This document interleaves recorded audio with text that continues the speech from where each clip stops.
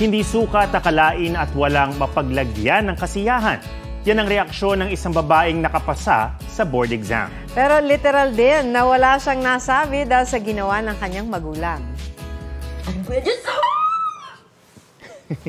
Speechless. Kahit pa humiyaw sa tuwa hindi nagawa ni Aubrey Angela Argelias. Tinakpan kasi ng nanay niya ang kanyang bibig. Pero hindi para pigilan siyang magsaya, kundi pigilang makapambulabog ng mga natutulog ng kamag-anak at kapitbahay. Gabi na kasi nang i-release ang resulta ng 2023 Nursing Licensure Examination. Gayunman, ginising din nila ang kanyang lolo at lola para sabihin ang good news.